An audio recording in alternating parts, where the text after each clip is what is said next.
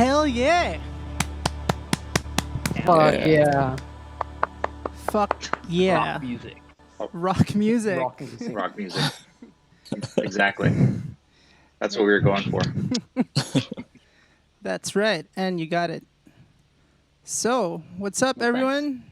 Hey, we're here with Daniel from Ringo Deathstarr. How's it going? How's it going, Daniel? How's it going, Ringo Deathstarr?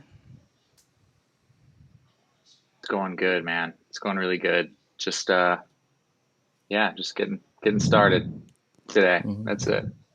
Nothing's really going on for me personally. I'm making some barbecue. I started it at midnight last night. It's got like probably another 6 hours to go. That That's sounds it, so man. good. Just hanging out with you guys. Yeah, hopefully it is. Otherwise, I'll be pretty sad. But, just happy to be here with you guys. Should be fun. I listened to the Pia Fraus one the other day, and that was pretty funny. Those guys are really fun. Well, peak fanboy moment on my end. I fucking love PF. Okay, I'm not gonna go there anymore. Man, they were so fun to hang out with when we were in Japan. That was really funny. I mean, we never met them before. So, hey, look, Alex is here. I think that's hey, her. Alex. Galaxy. So yeah, there's. Where is she? I think Also, you Yep, can she's hear here. her radio. That's pretty much how. And nice Oh, seeing there you. she goes. Well, It's all I'm right. sure she'll be back. She said she's driving, so or she's not driving, but someone else is driving, and Mhm. That'd be a But, bad idea if she were driving and getting on here. yeah, I know. Driving while push to talk and stuff. Crazy. Filipinos and Ringo Deathstarr. I was kidding. But, So how go. how was the past year for you guys? I mean, you put out an album and suddenly no one's allowed to tour.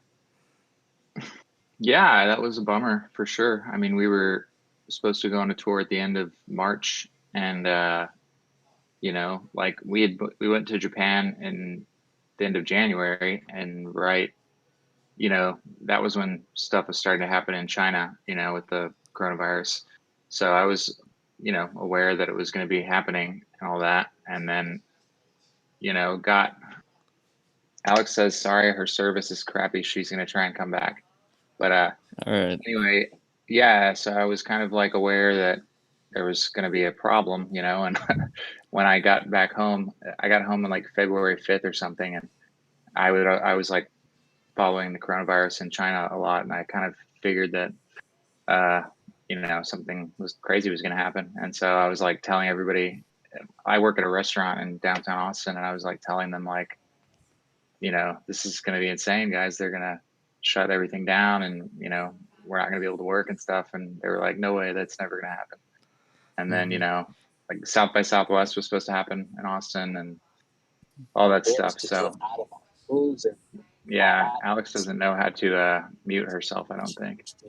There should be Sorry. There she is. Yeah, like your radio. I'm is here, just, I like, think. talking. Yes, we Sorry. can hear you. Hi, Alex. Yes, we can hear you. Hi. Hi, Alex. Thank you for joining us on the road. Yeah. Sorry. That took me so long. It's fine. We were just talking about, you releasing an album last year and suddenly no one's allowed to tour. And Daniel was talking about, the early days. So how was that for you? I mean, on your end, I guess, in terms of Ringo or, personal life, I guess, with, What do you Corona. mean? I don't know. Like, yeah, how was it? What did you think of it, when Corona hit? You put out an album and you couldn't tour. Like, what did you think about that? Like, I mean, it was pretty hard. We're so used to putting out a record and then getting to travel and play it. And I don't know, that's like one of our favorite parts of being in a band, I think. So it was pretty weird to just release it and sit at home. did you guys like prepare for it in a way, like not being able to tour, or did you just put everything on No, like a we speed? waited to the last minute to cancel all of our tours. Oh shit! So it was definitely weird, but It was still cool that people paid attention or cared at all, despite everything that was going on. Definitely on my album of the year list. Oh, thank That you. was a Thanks. really great record. So yeah. Thanks. Well, maybe one day we'll get to go back out. Hopefully, yeah, and hopefully you guys could come out here. Yeah, hopefully soon. Because Hopefully this year. that'd be Yeah, that'd be amazing. anyway. So what did you guys do in the middle of the whole COVID thing? Was Ringo up to anything, or were you just, on pause of sorts? Daniel had a baby. Oh shit! Congratulations. That is true. Congratulations. Yeah. Yeah, in September. But yeah, the Ringo, I mean, we did like one live stream thing, and maybe like one and a half. We did like, this acoustic thing. It was only a few songs, but other than that, really not much. I mean, we haven't really like, gotten together or practiced or anything very much. Because I guess it's not a safe thing to do. I don't That's know. right. Yeah. It sucks. Yeah, I mean, I've definitely missed playing rock and roll music with other human beings. But what are you gonna do? Guess you just gotta wait it out. Yeah, you gotta wait it out. How's all the other? Well, there's a lot of establishments in Austin. I'm sure that's been affected. So, how are these, I guess, restaurants and clubs? Especially the venues. The venues, especially, yeah. Are there? I mean, a lot of them have Definitely closed for sure. Yeah, and I mean, nobody's like, they're in Texas now. Like, some bars are like open, like as if they like say that they're a restaurant, they can be open. So, but it's really like only like dance clubs and like bars that have cover bands. Like none of the places where like we play are like really open for regular business right now. So there's really been no like, no gigs or anything as far as like local Austin bands goes.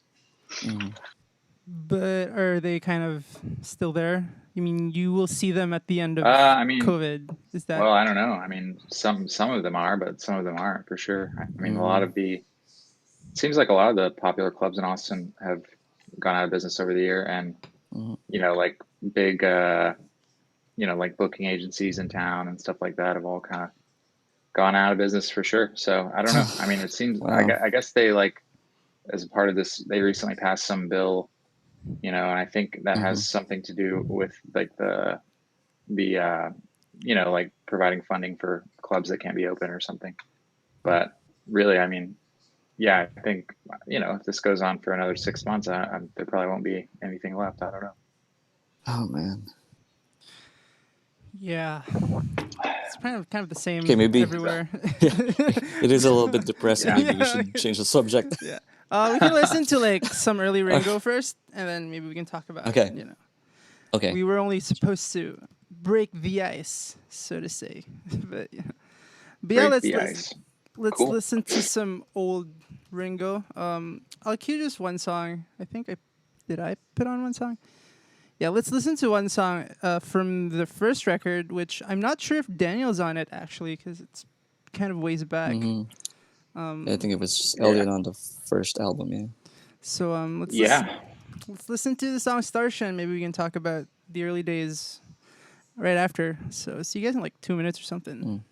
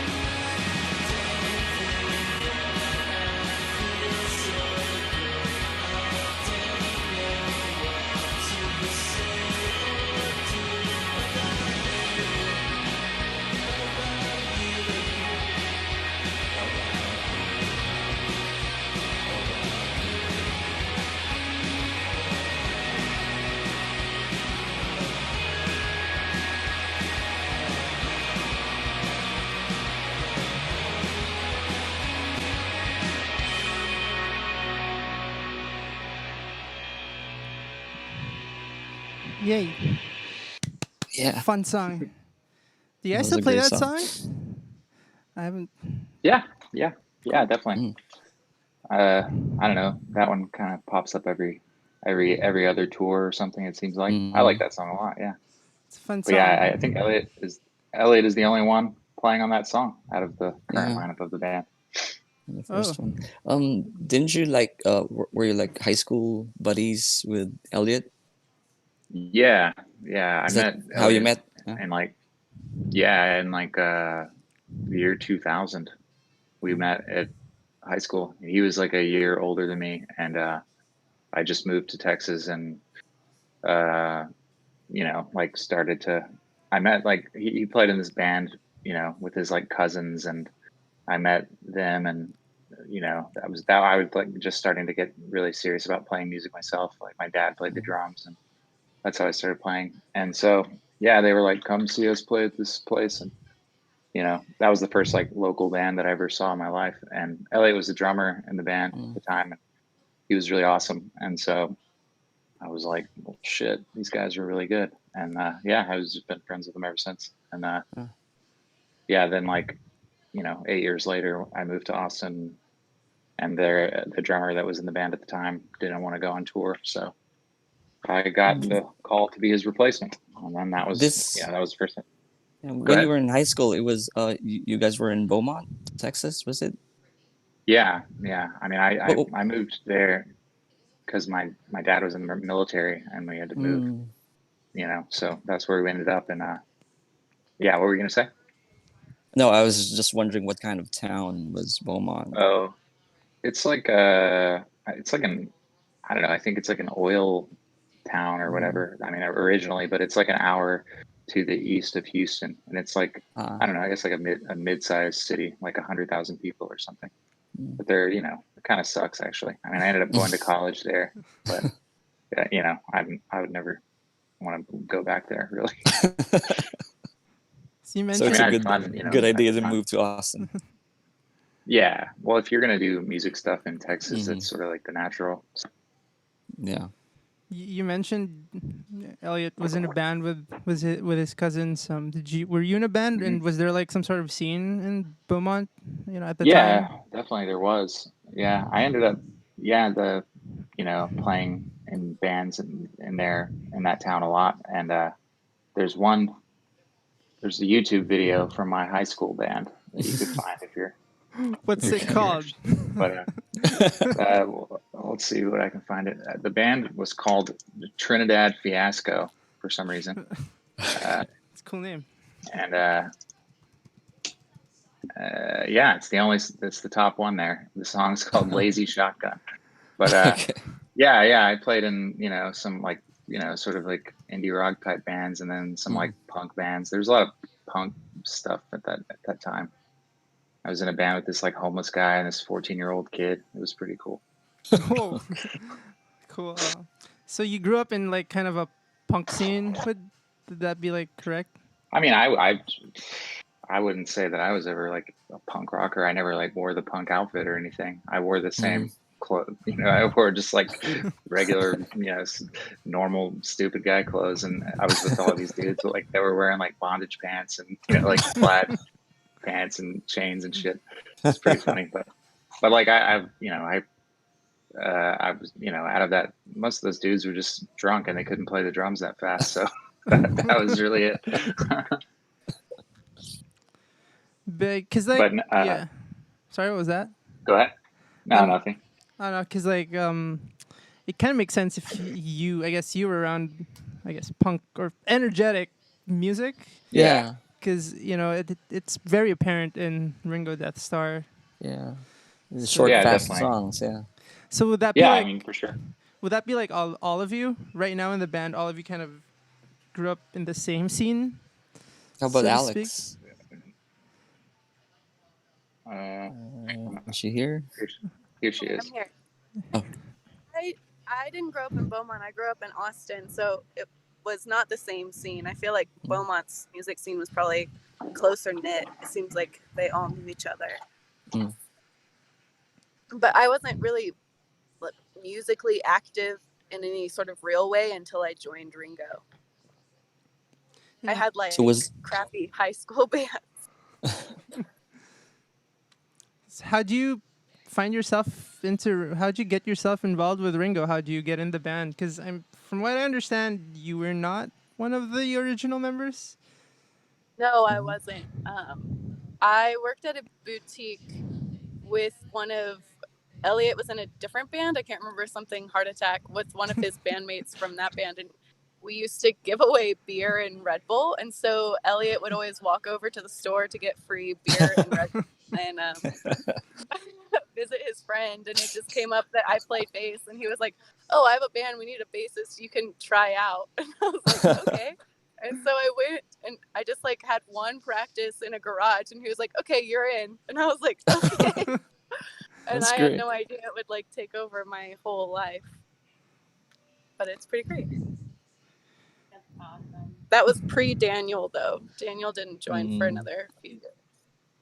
So would any of you know kind of, because since Elliot's not here, I hope he joins later on. But would any of you know like what Elliot's shtick was in forming Ringo Deathstarr? What his, did he have this sort of idea in mind when he formed, like, I want to play this like psychedelic sort of shoegazy music? Or He always said that he just really loved shoegaze and that no one was playing it at the time, and he would just wanted to like recreate the music that he loved. So he was like, I guess I'll just start a band that sounds like all the bands I love.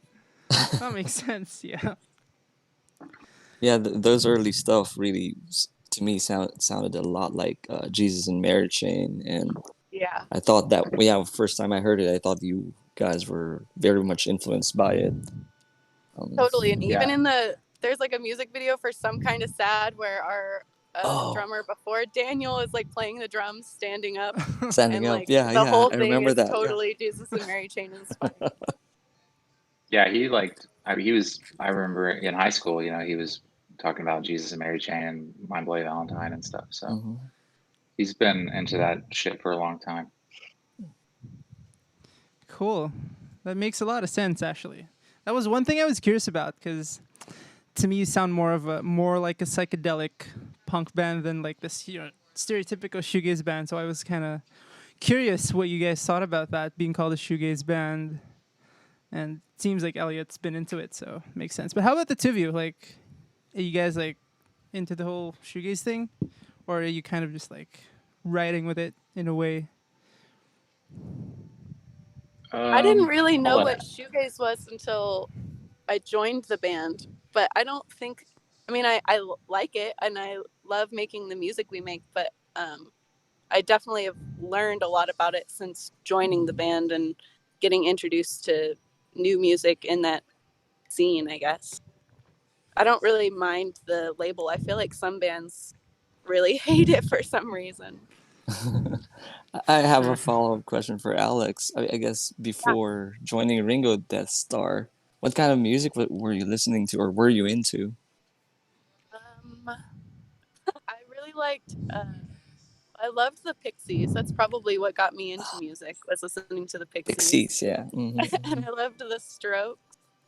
I loved Beastie Boys. I also really loved Houston rap. I listened to a lot of Houston rap. Okay. Eclectic mix.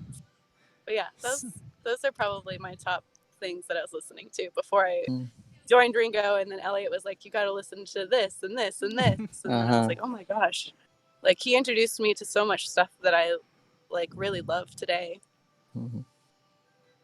So I guess there was not much of like an adjustment thing going on when you entered the band, because being into the Pixies and stuff. Yeah, it seemed like a pretty natural progression. It wasn't like a total switch or anything, but it was just more like I had never even heard of the term shoegaze, and I didn't know of any of these bands. Maybe I had heard some songs, but just didn't even know there was this whole like underlying scene. Cool. Yeah, totally get that. If anyone wants to ask something, by the way, do not be shy, because the more you ask, the more we have fun, I guess. Hi, Alex. Hi, Daniel. Hello. You have a few albums in your collection right now. as far as the band is concerned.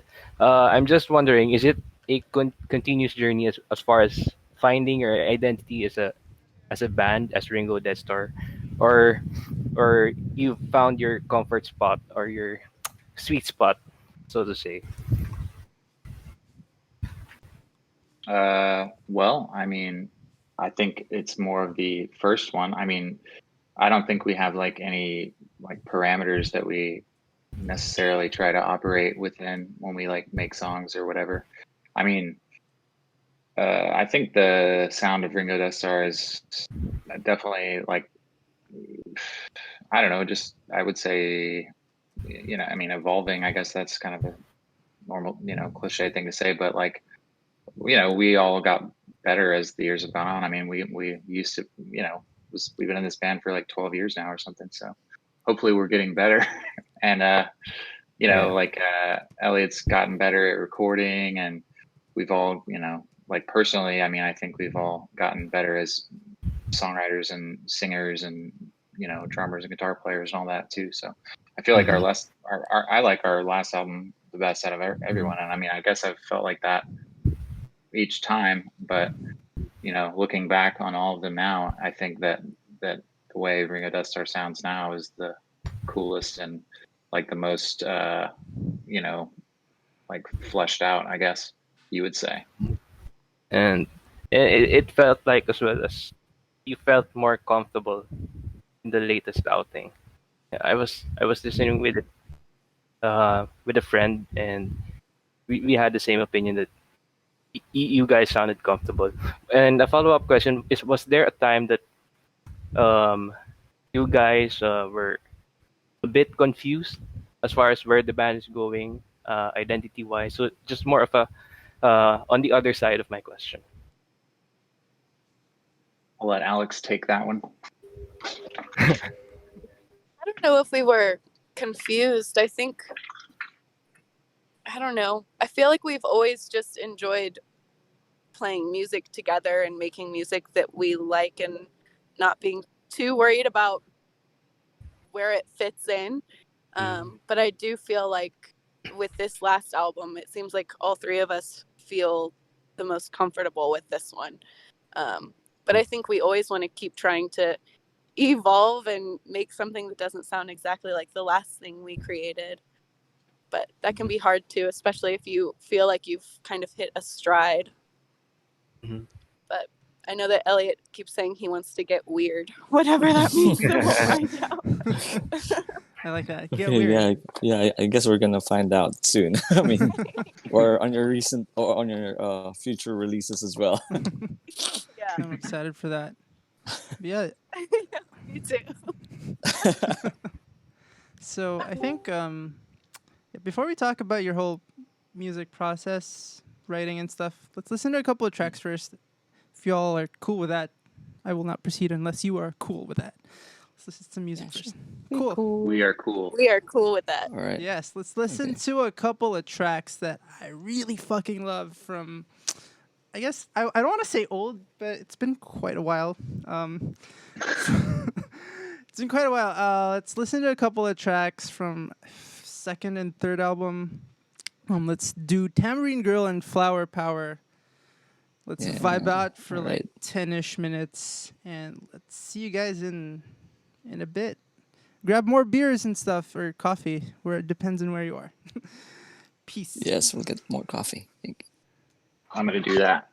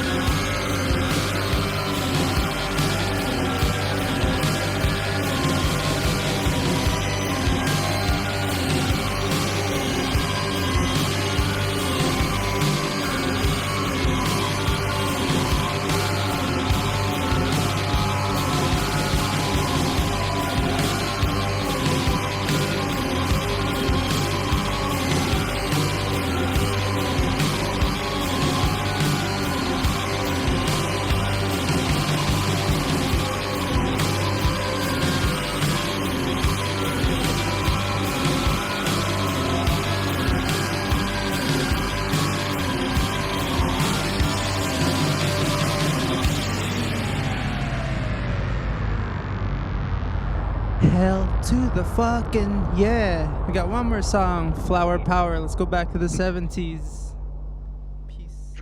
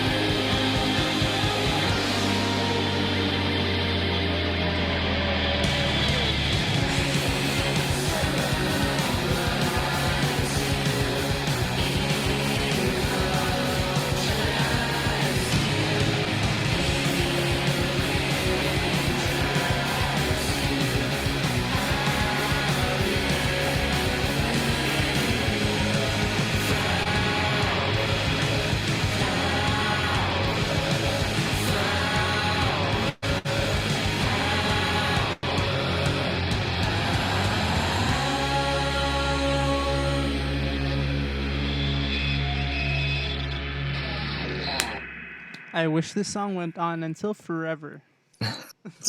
And I wish I was with everyone right now just moshing. That would be so fucking sick.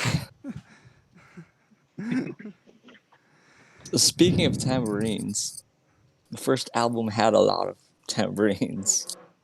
And on the second one, I think there was like a couple of songs that had tambourines. It seems like Elliot was really fond of tambourines.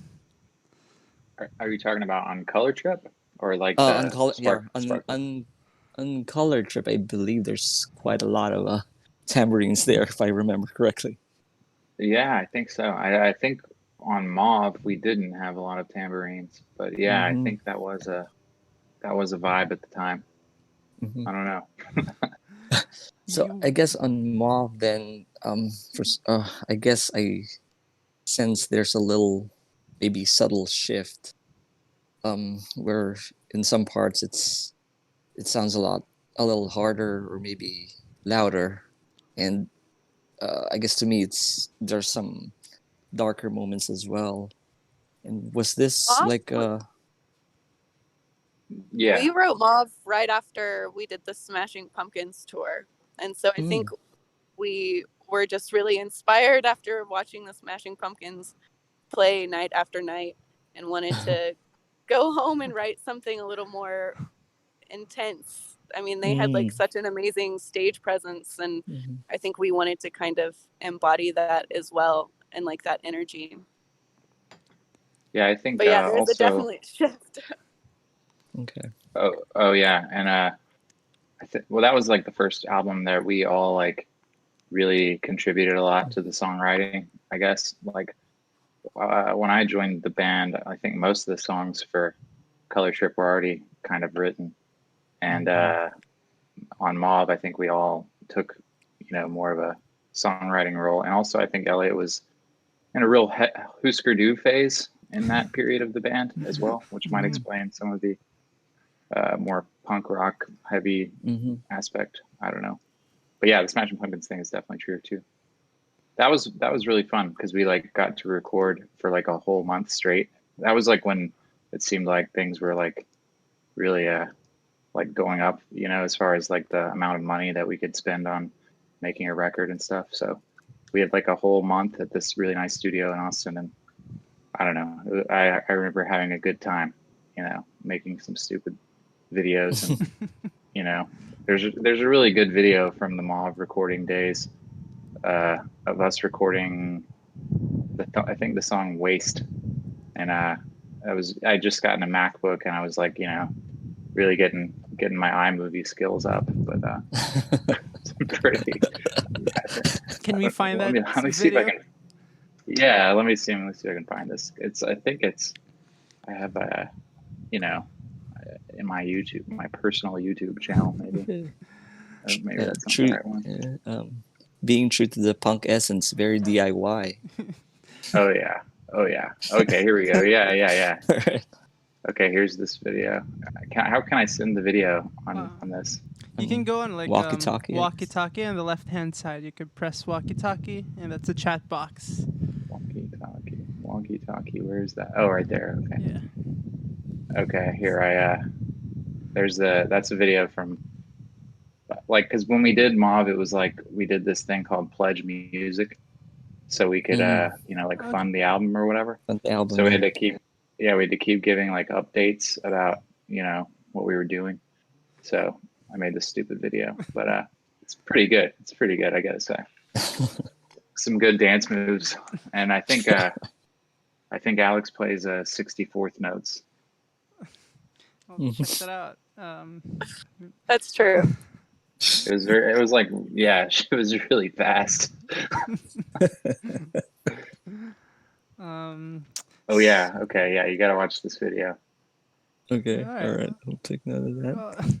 So I guess, how about the song? Since you guys talked about that Mob was the album where you guys really contributed more as a group, as a band. So how does songwriting start? Basically, was it, or it depends on who writes the song, I guess. Yeah, I mean, definitely. I mean, well, let me see. I'm trying to find the track list for Mob. Hold on, I gotta pull this shit up here. I think on Mauve, like Elliot wrote, like, I remember he had like 5 demos, and then like basically I think we all like had like 5 songs or whatever that we all kind of put in, and then whittled away at them from there. But yeah, I mean, we all play guitar and all that, so that's how we do it. I think we all kind of just typically write songs by ourselves, and then put them together, and then everybody kind of adds their own parts and stuff. Mm. And Yeah, that's. Go ahead. would that be like the same process for all of the albums so As- far? Yeah, I think so. I mean, we're not like really a jam band. Like we don't like get together usually and like play bullshit for like hours, and that's not really the style for us. Usually like we just like kind of make demos at home. Like Alex has gotten, writing more and more as the band goes on, and then I mean that's kind of how it happens, and then we send them to each other, and then that's it. I mean, we get the basic tracks down, and then I mean this last album took forever to make just because of like schedules and all that stuff, but yeah, I mean a lot of those songs were written in demo form a long time ago, and they just kind of slowly get things added to them. So you mentioned that Elliot earlier. You mentioned that Elliot got better at recording. So when you record your music, Yeah. do you do it on your own, or do you get like engineers and producers and stuff like that? I mean, Elliot kind of works as the engineer and producer. I mean, we like on Mob, we did it at like a real big studio in Austin, and we had this friend of ours kind of like, interning as an engineer or whatever.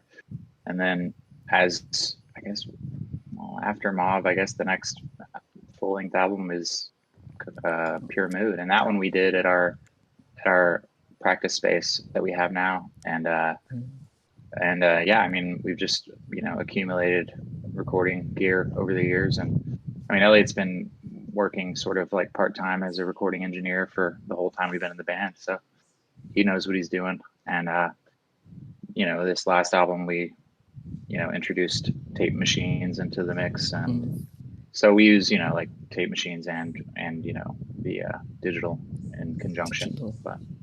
But yeah, this last one was most of the basic tracks were done on one of two tape machines, and then I think vocals were typically done digitally just because it takes so many takes to get the vocals done or whatever. Oh, so you mean to say you guys really record most of the stuff analog and then some stuff digitally? Well, yeah, like the like the guitar, bass, and drums, like the basic tracks of I think most of the songs on the new record, except for maybe one song. We recorded Cotton Candy Clouds at the same studio we always go to in Austin called The Bubble, but all the other songs were recorded at our practice space, and yeah, we had a Tascam 388, some like I don't know 80s tape machine for like the first half of it, and then Elliot like went on some trip to like Oklahoma or something and bought some other tape machine, and then it took like 6 months to get that one working because some part was broken and we had to order the part from England or something. Holy shit! But yeah, now that all works good, and like we have this like big Tascam board, like a 24 track board, I think, and then he's got a bunch of different outboard gear, and we also have some friends who like kind of share the space with us, and one of them, he's a big time engineer guy, and he's got a ton of like really nice preamps and stuff, so kind of just like lets us use his stuff, and that's how he helped out too with like recording. His name is Yash. He's really talented recording engineer in Austin, and yeah, he's helped us out on Pure Mood and on the self-titled, but yeah, we got some nice helpful friends in town, but really I mean most of the engineering and production is Elliot. Cool. On Cotton Candy Clouds, didn't you do some weird drum effects there? I mean, I don't know. That one was produced by Frenchie Smith at The Bubble, and he's like a kind of like a local Austin celebrity, but he's produced some like big mainstream music over the years, like Jet and stuff like that. But he recorded those drums, and I mean, if you're just talking about kind of like the crazy reverb on there, I mean, yeah, he, I think he just kind of manually made that happen. But yeah, the drums do sound cool on that song. I like that song a lot. So when you guys write songs, at least since you write on your own, do you like start off with sounds or more of like lyrics or sort of abstract non-sonic ideas? Like how do you form music, from scratch? Well, I mean, different. I guess we all have our different approaches. I guess an example of Cotton Candy Clouds is like when we were on tour in like 2015, and we were trying to make.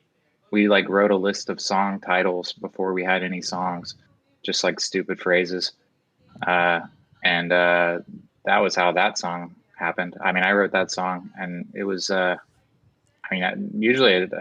Playing guitar, I don't usually start with like lyrics written or anything. It's just I just sit there and play guitar until I make something I like, and then think about it for a while, and then the lyrics happen, or but that was like that song. I think Aliens gave it to me. I don't know, because it just appeared in my head. I don't know, but I mean, I guess Alex can talk about her process, but I don't know. Yeah, especially with Alex having a lot of songs, especially on the last record. So I typically just write on guitar, and I have GarageBand at home, but I only know how to record guitar. And so I do like a really simplistic version of a song, um, with usually kind of like finger picky guitar, and then I know how to like layer vocals so I can come up with a melody and harmonies. And then I'll just send that over to Elliot and Daniel, and they kind of make it into more of a rock song. All of mine kind of sound like lullabies in the beginning. Like Guilt was totally different. Guilt was like kind of like Dream Again. And then I sent it to Elliot, and he just made it so insane. It was so awesome. I gotta say that guitar solo Guilt's like top tier shredding in shoegaze. Yeah, that's Jeff Schroeder from Smashing Pumpkins. He played Oh, that. Oh, for real? Yeah. Cool. yeah. How do you decide on who sings and what songs? Usually songs that I write, I'll sing. Mm, For songs that, Usually, I mean, I've sung a bunch of stuff that Daniel has written. So mm, has Elliot. Daniel's sung some of his own songs. I feel like we typically sing our own songs unless it's mm. Daniel. I don't think Daniel likes singing live anymore, so he delegates his songs to one of us. Mm-hmm. Do you ever yeah, I want to? usually want Alex to sing my songs. Do you not want to sing, Daniel? No, I'm not opposed to singing, but I don't know. Like I kind of like just singing and playing the drums is just another thing you have to worry about. And when we play, it's like hard to make the mic sound right, from playing the drums. You know what I mean? Like because there's a Yeah. lot of Mm-hmm. cymbals and Yeah.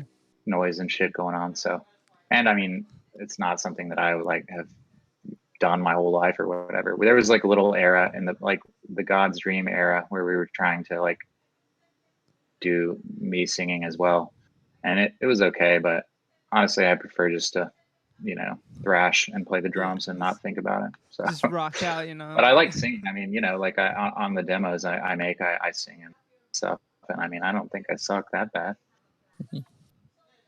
Daniel's a So better singer than Elliot. I want to hear that, honestly. Well, yeah, I mean I sing on on God's Dream. I sing God's Dream. on Bong Load and on See You, which Yeah. I don't. Is that even on the album? Or is that a bonus track? I don't even know. But and then I also sing on Old Again on Pure Mood. That's me singing. But yeah, I mean, Yo, if anyone has any questions, by the way, now's your chance.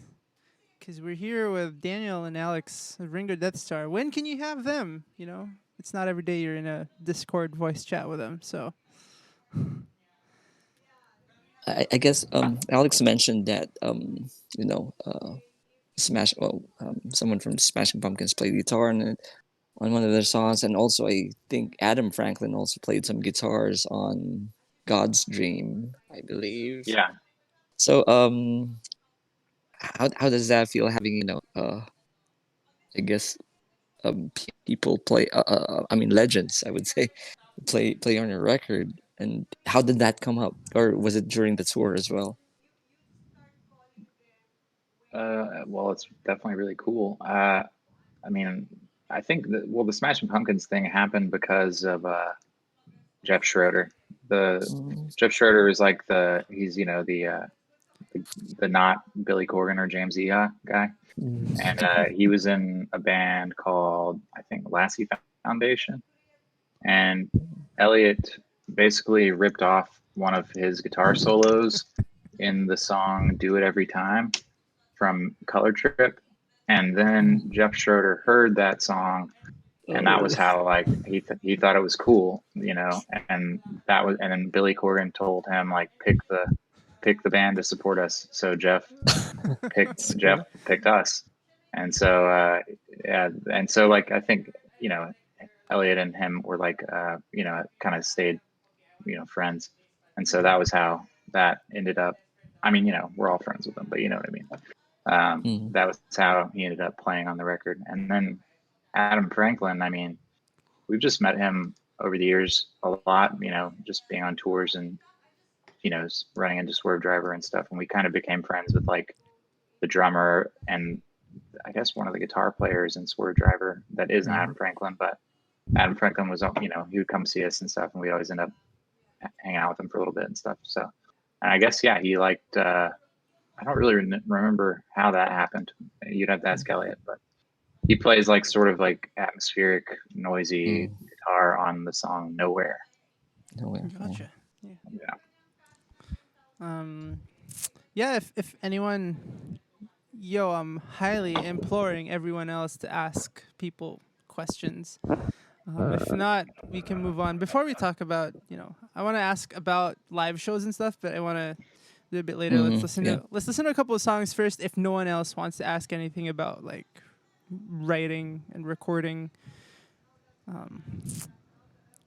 the silence is deafening, and I will take that as an answer. Okay.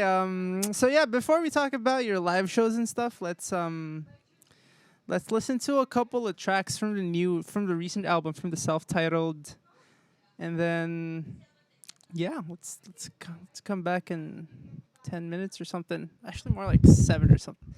So let's play Once Upon a Freak, and then let's do Gazin', and see you guys in a bit. Get some more beer, get some more coffee. Cheers.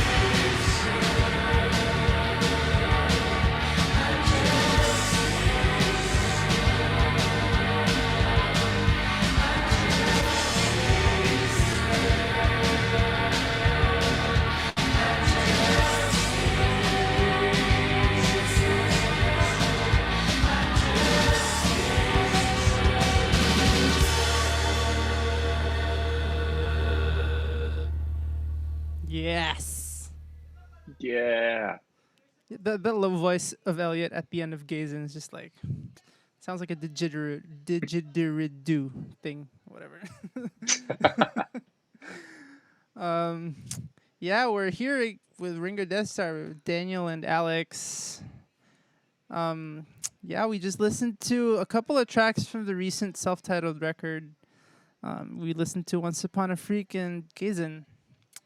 So now I want to ask, you guys tour a lot. Like I trawled through your Facebook and you seem to like really get a lot of touring done, especially when you release an album. Is that something you legitimately like to do? Like is touring really like something that fills you with joy? you know? Cuz I've met musicians, they fucking hate touring, but how about you? Are the two of you like super into it? Like Yeah. I mean, I love it for sure. I mean, I don't know, like we've always done it in a pretty unglamorous way. Maybe I just got used to it. Like we just stay usually with, I mean, in the US anyway, we stay with, just friends, stay at their house so we don't have to spend money getting a hotel or whatever. Yeah, I mean, I mean, I work at a restaurant. Other than that, I mean, it's not like I enjoy doing that. So it's definitely the most enjoyable like activity that I ever do. I don't know, it's just easy to, I don't know, it lets me just focus on, that's the only thing I have to think about, just getting to this gig and playing this gig. And yeah, it's really fun. I mean, I think we've always, generally got along pretty well and, like developed into a sort of a rhythm of how we do it. And yeah, I mean, I love it. I love traveling. It's really nice. Question about, I guess, how the band is received locally in Austin compared to, say, when you travel other parts of the U.S. I guess what I'm getting at is, are you more known outside of Austin, or is it mostly the same? I mean, I think we're well known in Austin, but I mean, it doesn't necessarily translate to like all of our shows being huge or anything in Austin. We usually play at pretty small venues unless it's like some sort of special show. But, and yeah, I mean, they usually are well attended, but it's not like, I mean, maybe there's like 100 people there or something. It's not like anything crazy. I think, when we go on tour, like playing in New York or LA or like Chicago, the shows are always bigger. And I mean, that's probably just because of overexposure. I mean, we've played in Austin a whole lot over the years, but maybe after this year, maybe they forgot who we are and they won't, they'll want to come see us again. I don't know. But yeah, I mean, definitely shows are bigger everywhere else, but I mean, I don't think that's a bad thing. And I think we have, there's a lot of fans in Austin and stuff, and there's a lot of people who are into this kind of music here. cool. So you tour a lot with different bands, and not to like put anyone on the spot, but you've toured with bands like P.F. Rouse and Blushing recently. Who Mhm. would be like your favorite tour mates?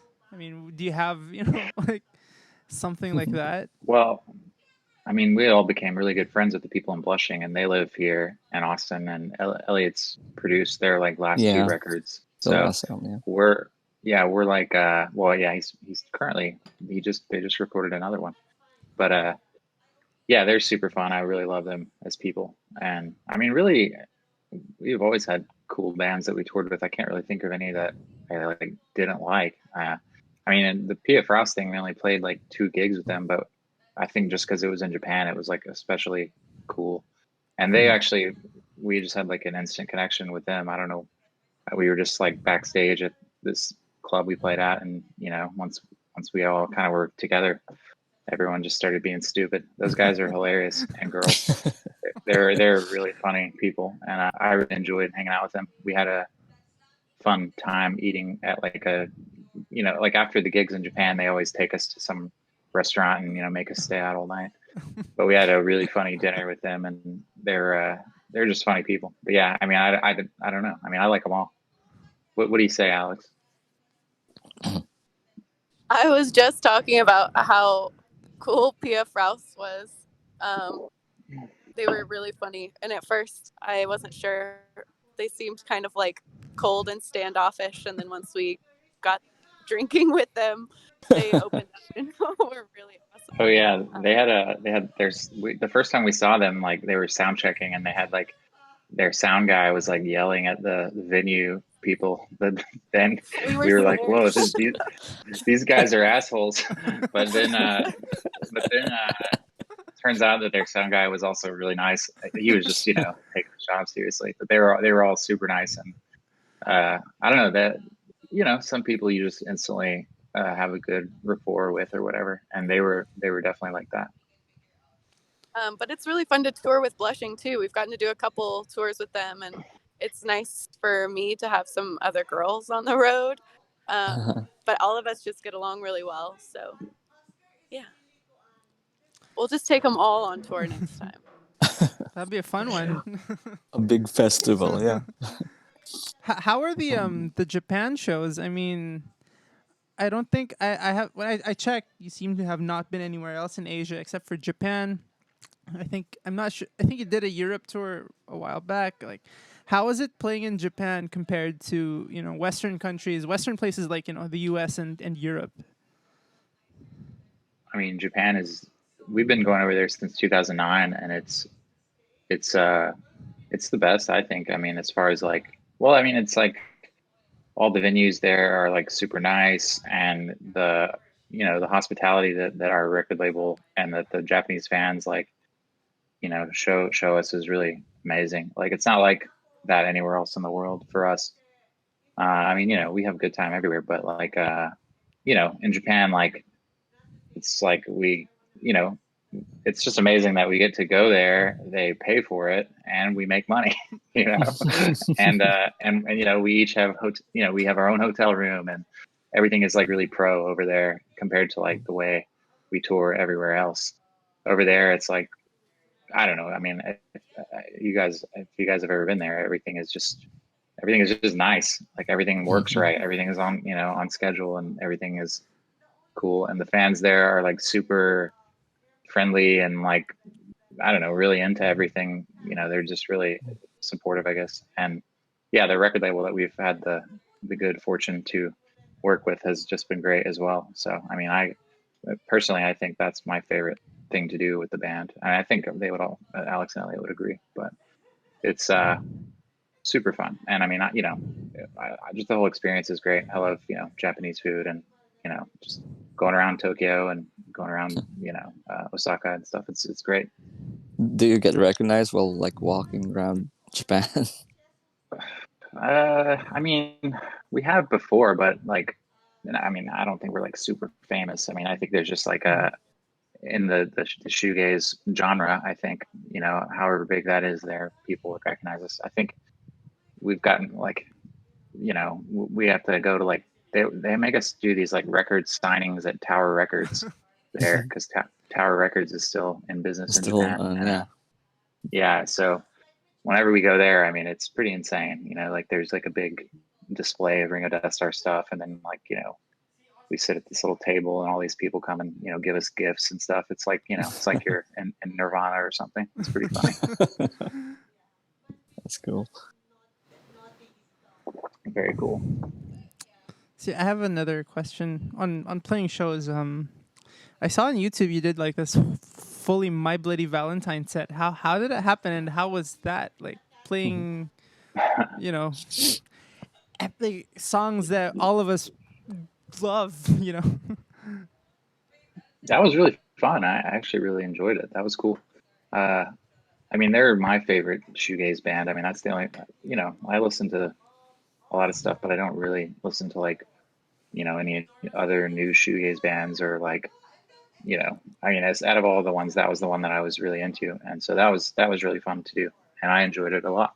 And that guy who filmed that video was on acid, and he was being really weird. And after that show, he came up to me and told me that he was on a mission to reunite heaven and hell. And oh my God. He had come from Colorado to see us in Texas, and like the venue we played at, is like not close to the airport. And after the show, he was like, "How do I get to the airport? I'm gonna walk to the airport."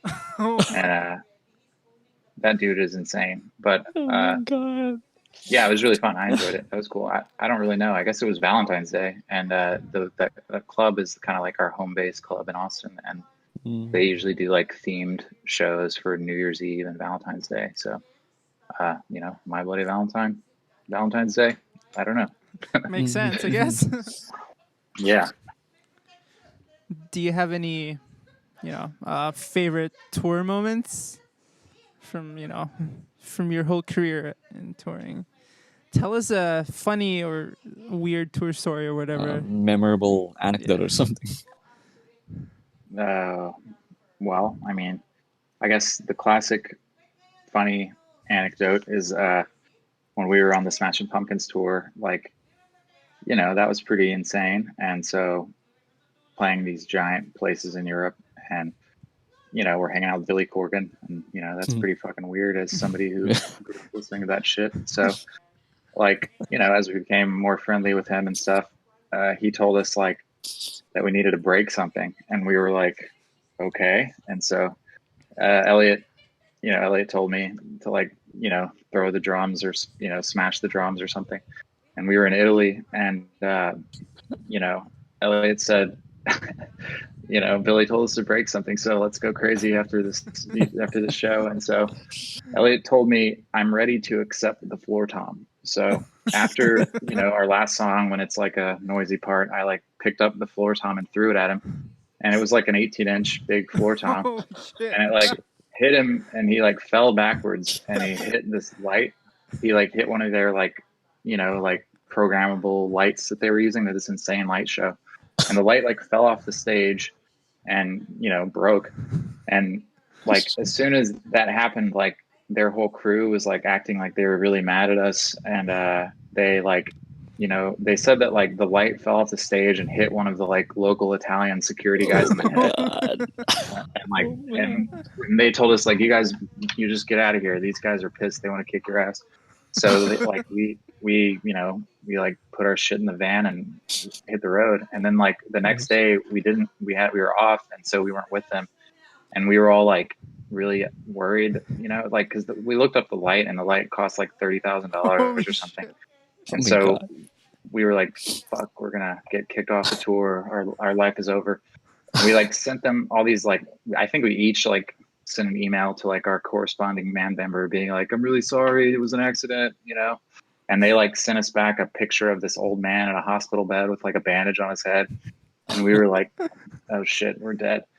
And then, you know, we get to the next gig after they had like not talked to us at all, and we'd been worried about it, you know, super worried about it. Like we thought our careers were over. And, you know, they had some stupid like note on our door, like, you know, the whole thing was a big joke. And like we didn't even realize this, but like years later they said that like the guy, that wasn't even a real picture. Like we didn't hit anybody in the head. It was all like fake. So it was like super scary actually, but it was really fun back on it. That was probably the funniest story that doesn't involve us just like being wasted and throwing up or something. Well, there's a lot of funny stories about throwing up too, if you want to get into that. But I don't know. I'm all ears. How about Alex? Does Alex have any, you know, fun, memorable, stupid, weird tour moments? Oh my gosh, I'm sure I do. I can't think of anything off the top of my head except for stories about Daniel vomiting, or the time he gave himself a black eye and then What?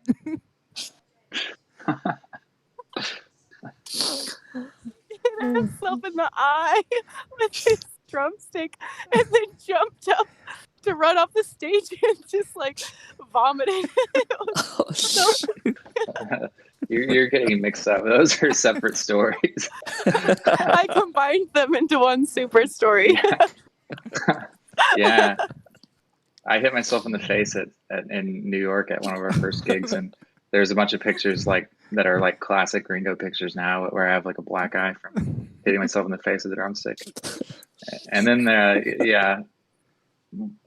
my favorite throwing up story was when we were going to do that interview at the radio station in LA, And Yes, this one's the best. I was really hungover from the previous night, and we had to drive to some college to do some radio interview. And Elliot was driving, and I was laying down in the back seat, like, ugh. And we like drove up to the little, checkpoint to get into the university, and they had like a security guard there. And Elliot, like, he, they have those things called, I think they're called ballards. It's like a metal pole or like a concrete pole that sticks out of the ground, to like direct the traffic. And he hit the little thing with the van, like he just bumped into it. But then like right at that moment, like I had to throw up. So I jumped out of the van and like ran like over to the bushes and was like throwing up. And so the security guard just saw us like crash the van into something and then somebody jump out and start throwing up.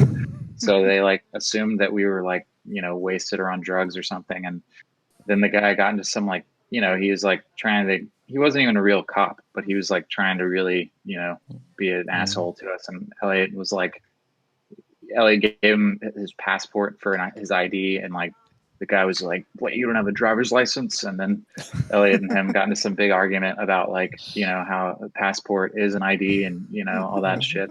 And I was just like throwing up the whole time. And then eventually the guy was like, "You guys can't do this. You can't come on campus." So we were driving through LA, and like we had to just keep pulling over so I could just jump out and throw up. And I remember like pulling over like at a city bus stop and then like jumping out, and there was like an old lady standing there. I just had to say like, "Sorry," and just threw up right by. Oh my God. Yeah, drinking is bad, guys. So, Don't do it, especially when you're driving. Yeah, definitely. Yeah, getting car sick and then being hungover is not a good combo. I used to have a lot of throwing up episodes, but I got it under control. So another related question: who among the three of you are like the most party people, especially when you're on tour? I mean, really, none of us at this point. I don't think we're. I mean, I don't know. Maybe it's just because we got old. I mean, I think Elliot probably drinks the most beer, but I was the guy smoking all the weed, and Alex is just a nice young lady. Okay. She's the glue basically that holds Yeah, everyone together. She usually just is. You can see her in the back of the van reading the Bible. So if It's anyone, a good read. if anyone wants to ask something, oh yeah, so Gab, username the Ghoul, sent a video from Fuji Rock 2011, and he just said, "Someone explain this. Can someone explain this?" I think I know what you're talking about. Yeah. That was like the craziest show of our lives, I guess, at that point, and still, I would say that was insane. But I guess you're talking about, we were playing the song "You Don't Listen," and Elliot, was being a cool rock star and jumped off the stage and got into the crowd. But then the security guard didn't know that Elliot was in the band or something, I guess. And so he started to grab him and not let him get back on stage. But then we had this other guy who was his job was to take care of us. And I remember his name was Shark. That was, he was a Japanese guy, but his code name was Shark. And so, but then, Shark saw what was going on, and then he ran and punched the other security guard in the head or something. Shit. God damn. It was pretty awesome. Crazy. Shark was cool. I really like Shark. Mm-hmm. I mean, from the name, my name's Shark. Fuck, this dude's You don't cool. mess with Shark. Yeah, you don't mess with Don't Shark. mess. Yeah. If anyone wants to ask a question, because Okay. Here's Here's a question. Yeah. Here's the question. I guess this goes to both of you. The Beatles or Star Wars? The Beatles for sure. How about Alex? I don't. Yeah, the Beatles. Oh yeah. Okay. Yeah, Oh, sorry. I used to like Star Wars, but Now I think it sucks. I don't know. I really I watched all the newest movies and they were so bad. Although I did kind of like The Mandalorian. I will say I like that show. But Yeah, I like the it is an classic. improvement. Yeah. Yeah, the classic 3 ones are good, but beyond that I think they suck. And not for me. Yeah, another band question for me. What's Ringo? Well, where did it come from? Ringo Deathstar was just like a joke or something, or you know, it's a Yeah, cool pretty name. much. I mean, I I think think Elliot created the name, and he said he had just watched. Do y'all know that documentary Dig about Yes. Ray The Jonestown Dandy. massacre and Dandy Yeah. Warhols? Dandy Warhol. And so he like wanted a name that was kind of like a similar pun after watching Dig, and came up with Ringo Deathstar. Yeah. Such a cool name, I gotta say. I wish I had that band name. You know, like a lot of People hate it. usually hate it. So. what? They don't Yeah, have There's look at taste. so much shit. look at the Shoegaze forum on Facebook. They think it's so stupid, but they're really serious about their shoegaze lifestyle. So I can understand. You know, they think we're making fun of their way of living. Does Ringo know about you or heard about you? Yeah, actually. For Well, real. I don't know if he does, but like we got sued basically by Ringo Starr at one point. Holy shit! We got an email. Yeah, we got an email. I was working at a restaurant in Houston, and we got this email while I was working. That was like the coolest email I've ever seen. It was like it was a letter from his lawyer saying that like we greatly disturbed Mr. Starkey, and because Oh my god. because they basically wanted us to change our name or agree to like not copyright it for merchandising purposes. So we had to like, I mean, our record label in England at the time handled it all. Well, they're still a record label, but so I mean, I don't know about the legal, specifics, but yeah, we can't copyright the name Ringo Deathstar because it could potentially cause confusion among Ringo Starr fans, apparently. So, but yeah, that was really awesome. And yeah, we met some people. We had this guy who was sort of managing us at one point, and he said he was friends with Ringo Starr's daughter, and that or granddaughter actually, and that she liked us or whatever. But I don't know. That's cool. That's so cool. Yeah, that's the coolest story I've ever heard. Yeah. Yeah, I wish I could still find that email. I guess I probably could, but Should have it framed, Put it on the studio on your practice space. yeah. Oh wait, I just found it. Holy shit. I found it. You should post it for everyone to see. I'm just kidding. That'd be a funny thing to look at, like. Did you know? It's pretty hilarious, man. Yeah. Oh, sure. We've greatly disturbed Mr. Starkey. Greatly disturbed. Oh, jeez. By the way, if it's not obvious to anyone, Dale and I are running out of questions. So if you have something to get out of your chest right now, do it before we let Alex and Daniel go. Okay. Let's go. Go ahead. I have one, but I need to know if it's been asked. I wanted to ask if what their like top 5, top 10, or just top albums of the past year was. Top albums of 2020, basically. I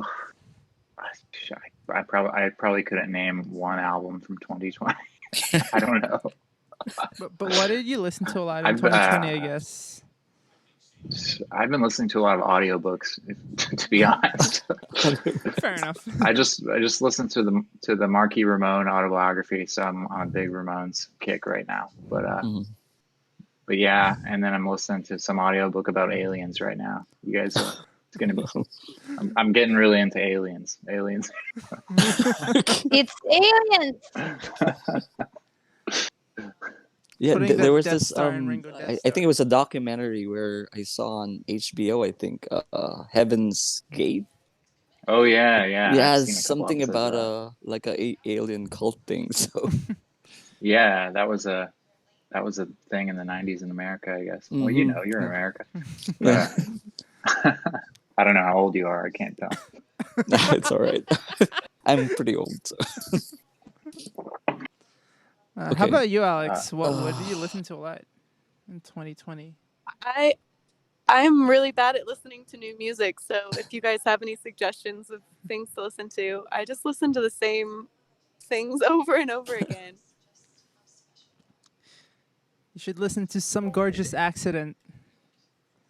No. Gorgeous Accident? That's Dale's band. All right, I'm checking it out. Oh no. You All guys right. should listen to Ozga. Oscar. listen to That's Beast Jesus. Gab's band, by the way. Can I find it? Yeah. Is it online? Mostly on Bandcamp.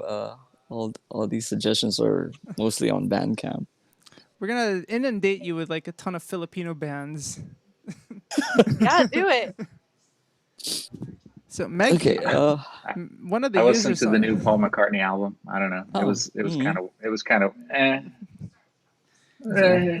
There's a No, Filipino no. band called Beast Jesus, which you might. It's Beast Jesus. Yeah. Yeah, it's on walkie-talkie. Beast Jesus. they're Cool. they're an internet band, sort of. I found him. Um, Distributed denial of self. if you're in a screamo, yes, they got like some shoegazy stuff on it. We love them. It's like if you're on Facebook and you're Filipino, you know Beast Jesus. Like that's like they're they're at that level. Anyway, Beast Jesus. there's a Cultural.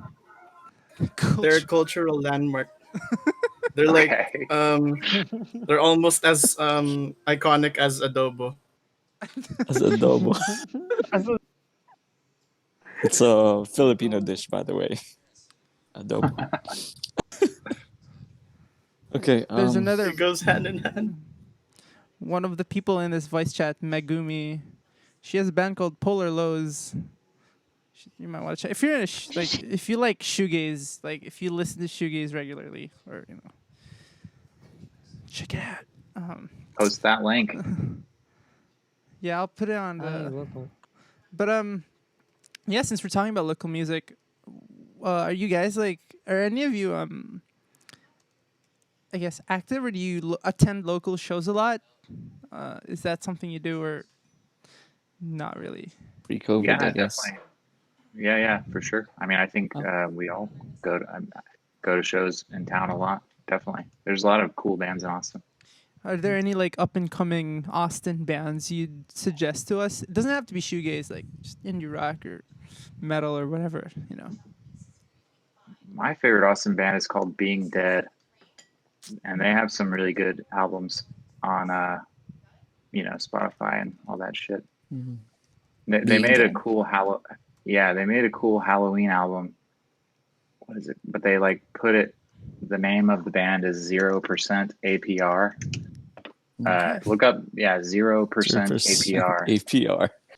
Yeah, and they made this album just for Halloween, and it's like a joke album, but it's like so fucking awesome. I think I really like it. Cool. I'll check that out. How about Alex? Do you have any Austin or Texas bands coming up? I mean, something you like? Yeah, do y'all know Narrowhead? Fucking hell yeah. Oh, hell yeah. I think they're awesome. There's a band, this is not new or up and coming, but there is a band called Ume. I don't even know if they're still making music, but they were really awesome and so fun to watch live because she was this super petite blonde girl who would shred on guitar and sounded kind of like Sonic Youthy. Shit. But yeah, I don't know if they're still around. I think the band was like a husband and wife, and I think they had a kid and she went back to school or something. So music might not be what they're focusing on anymore, but definitely their older stuff was really cool. It's Ume. Let's check that out, everyone. Take note. Yeah, they are really cool for sure. Cool. Yeah, I mean, Austin has just such a rich history. So I'm sure there's tons of great bands. Even Definitely. Yeah, I mean, yeah, I can't really. I mean, there's so many cool bands in town. I can't really even. And plus, it's been a long time. I guess I forgot. But last year back when people did shit, it was pretty good. Yeah, Power Trip is cool. Somebody just posted about that. We I don't know. We listened to them when we were on tour one year. I mean, it's a real shame about the singer dying. we had them here last year. They were so fun. Riley gave forever. Yes, they played Yeah, here. we never met those guys, but they're awesome. Cool. So yeah, does anyone want to ask any other questions? Because we gotta let Ringo Deathstarr go at some point because they got a day to do.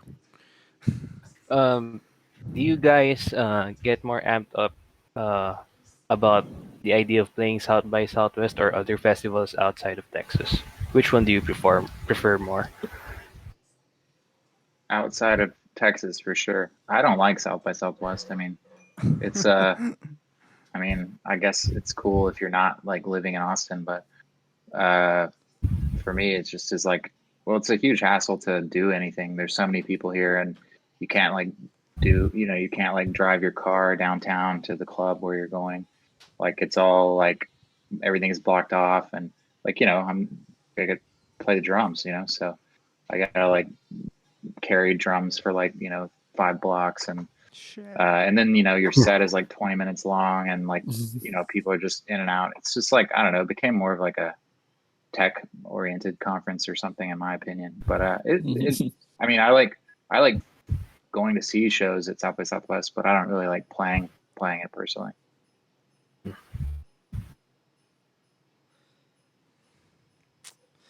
Cool. I don't know if Alex is going to say anything.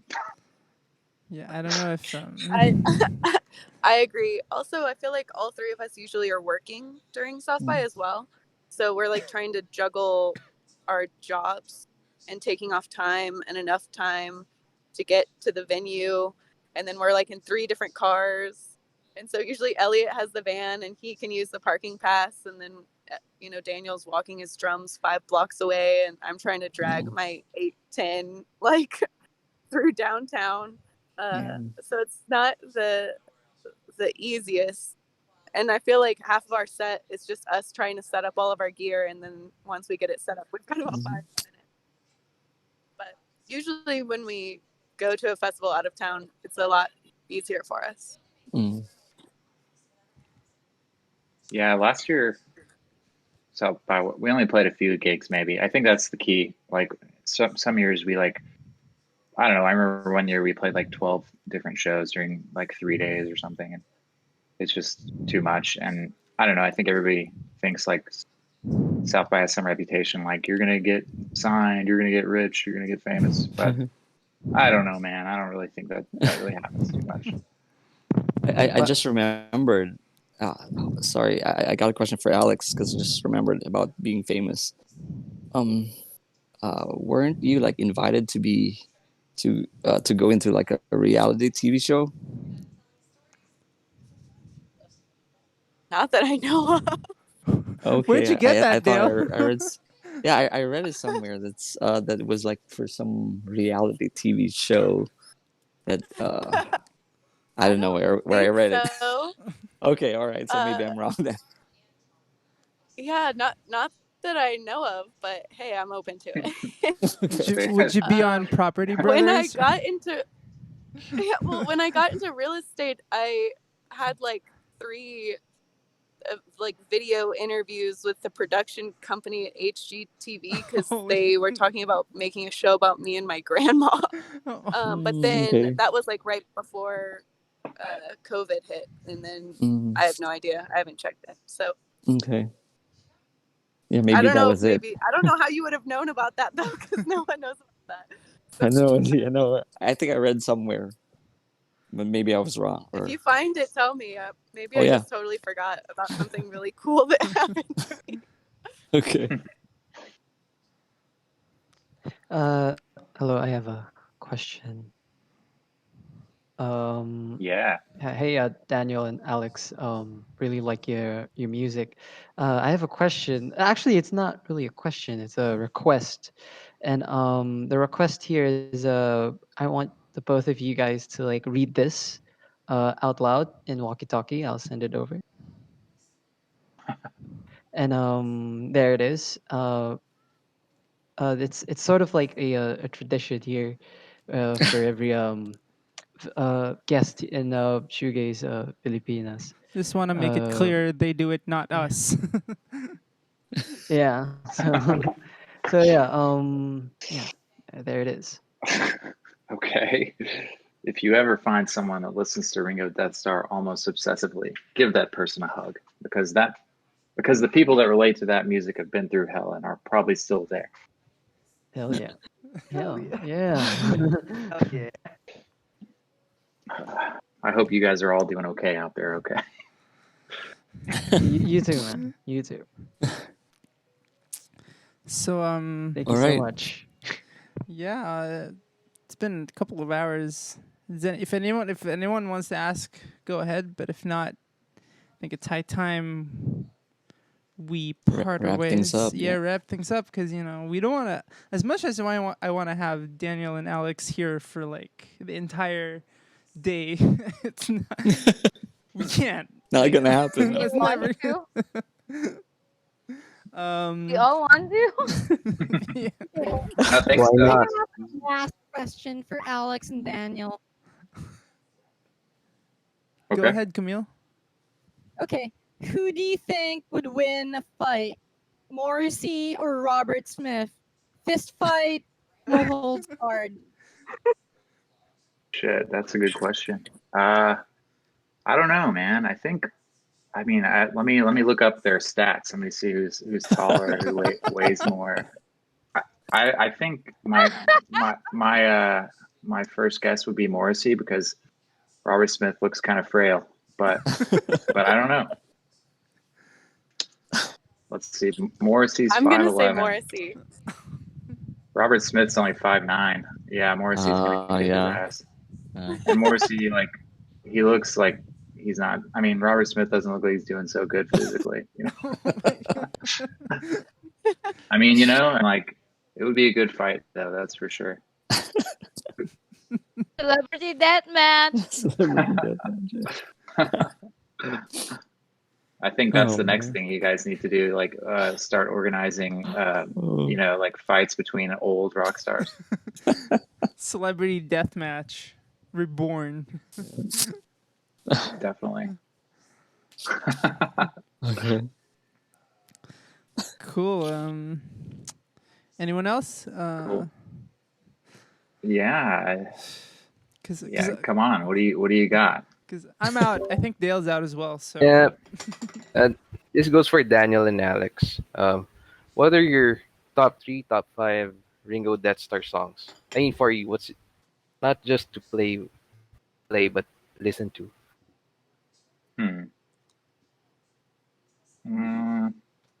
Well, I guess for me lately, I really like Once Upon a Freak. I really like.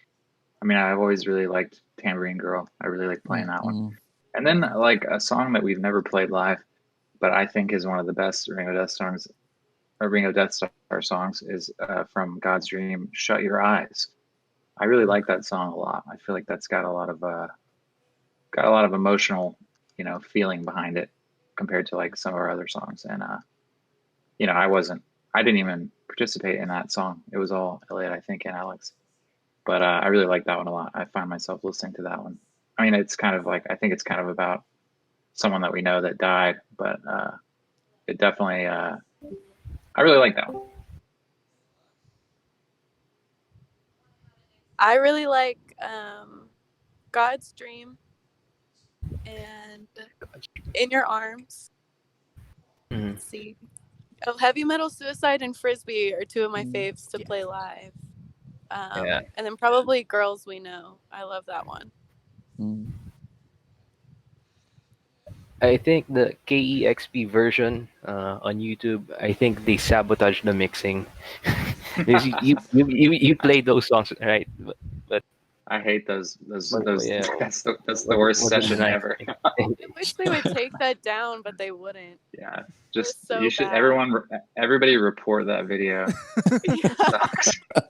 Hate speech, like I think Yeah, the comments that one's embarrassing. they sabotage that for you guys. But There's much better live versions of all those songs on YouTube. Just don't watch those. You win some, you lose some. Hmm.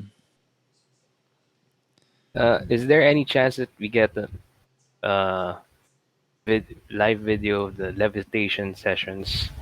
Because I think there's only one online. Yeah, I don't know. Any chance it's gonna come out? I I wish mean, they would release those. I really liked that. I should just upload it to YouTube. I have it on my computer, but I don't know if they would get mad. Maybe I can upload it from like a burner YouTube account. But they might report it though. I don't know. I really do think that I don't know. It's not like they're selling it anymore. What's the problem uploading it? So that was fun. I really Just enjoyed do it. Yeah. Yeah. Just I do don't know. I'll ask them because that was fun. That was really cool. I enjoyed doing that.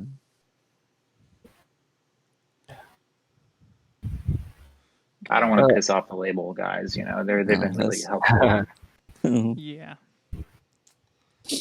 Hey guys, I'm about to drive through a mountain, so I'm gonna go. Okay, all But right, thank Alex. you so much for having us. Thank you so much for joining us, by the way. Nice. Take Be care. safe. Pleasure. Alex. Thank you so much. Take care. Happy New Year. Yeah, Happy New Year. Happy New Year. Um, All right. All right. So maybe we there she should goes. wrap this up. yeah, I mean, if Yeah. y'all are good, we're good. I'm happy. I hope you're happy, Daniel. No, It was like, yeah, this is super fun, man. I really appreciate you guys coming, and we would love to come to the Philippines someday. Yeah. I would love to. I mean, we've been to Japan and we've been to China, but we've never been anywhere else over in the Asian region. And I would certainly love to come. I was actually watching a video the other day about like countries to move to if you want to leave America, and the Philippines was on the list. For real? As far as like being, as far as being like affordable and like everyone speaks English there and stuff like that. That's true. Maybe I'll move there one day. everyone But wants to leave I don't the know. Philippines. I don't know about this. Oh my God, we're gonna. Yeah, I don't know about this We're gonna. Duterte guy. He's not the best from what I understand. No. But We're gonna all adopt you. Beer, okay. beer is $1 there though. So Yeah, that sounds like pretty awesome, man. It's no, I would really love to come. I went to high school with a bunch of people from the Philippines. So in Beaumont, there was a lot of Filipino immigrants, I guess, over the years. So there's a lot of Filipino families and stuff. So I've been aware of the Filipino culture for a long time, and you guys all seem really cool. So I would certainly like to come. Well, And maybe once this shit's all over, we'll be able to make a Asia tour again. yeah, I think not long ago I messaged your booking agent because I'm with like a group here that does shows and tours, but COVID happened, so we had to stop. Yeah, we had to stop Yeah, I everything. think- So. Yeah, I think I remember that. Yeah, but we would definitely. We would go anywhere. People always ask us like, "Come play here, come play here." But I mean, we'll go anywhere that people want us to play that we can do it. So we would love to. It's gonna be crazy if you come here. So, I would like Well, I everyone hope to we get to, promise man. a mosh pit for Ringo if they ever get to come here. Let's pinky swear on it. Please do. everyone. Guaranteed. And then, that sounds great, man. I would love to. But, all right, everybody. Cheers. All right. Cheers. Cheers. Daniel. Yeah, we Yeah, got. thank you guys. Thank you so much for being here again. Really appreciate it. Waking Yeah. up in the morning. No problem, man. It was my pleasure. Thanks for having us. We really appreciate you guys. And Good luck Elliot, on I the guess Elliot. barbecue. Thank you. I think it'll be good. I think Elliot will make an appearance at some later scheduled date, but I'm sure he'll have a lot of cool things to say. He likes to talk, so he would love to talk to you guys, I'm sure. All right. All Awesome. Awesome. All right, man. Well, you guys All right, take it thanks easy. again. And yeah, now that I know about this group, I'll probably pop in here from time to Yeah. time. Anyway, I like it. This is the most extensively I've ever used Discord, and this is actually really awesome. I really like it. It's really Yeah. cool. So Yeah. Yeah. maybe if you guys got any recommendations for other Discord servers or whatever, send them my way. For sure, yeah. All right. Yeah, before we play the last song to end stuff, this month, I just want to, I think Dale and I would have to probably advertise some. This month, it's fucking exciting. Next week, we have the Chilean dream pop band Colores Santos. That's Saturday next week, same time. The week after that, we have Ariel, Saturday, same time, 11 p.m. We'll be joined by a couple members from Ariel. And then the week after that, we have Day and Dream. I think one of them's Filipino, right, Dale, if I'm not mistaken. Yeah, Abby. Abby. So we have that. And for our last show on the January, we have Kirena, which a local band. We'll listen to the record. And stay tuned for February, because February is fucking... Oh, yeah, insane. Insane. February's schedule is going to be insane. But yeah, Well, so... if you guys Can't ever wait. want, What's I'm that? sure Blushing would come on here if you guys ever Oh, want yeah. to Real, holy shit. talk to them. Oh, blushing, bro. Hook us up, dude. Hook us up. Hook us up. Easy, Yeah, no would problem. love to have them over. No problem. Yeah, they would definitely come. I mean, they love talking to people too, for sure. Awesome. I'll send Very cool. I'll send them a message to get a hold of you guys, or you guys just send them a message and they'll answer. Mm-hmm. Their drummer Jake is I think he kind of does their social media, so send him a Keep that message. in Yeah, mind, for sure. I'll vouch for you. Okay, Alright, awesome. I'll mention that. Thank you so much again. It's been fun. Cool. Yeah, great to meet all you guys. I hope Alright, this is have a a great sign one. that Happy New Year! Happy New Year. Happy New Year to you too. All right, we'll see you soon. Okay. See you soon. Take care. Bye-bye. Good night. We have Kaleidoscope. Good night. Grab another beer. See you guys. Oh my God! We have some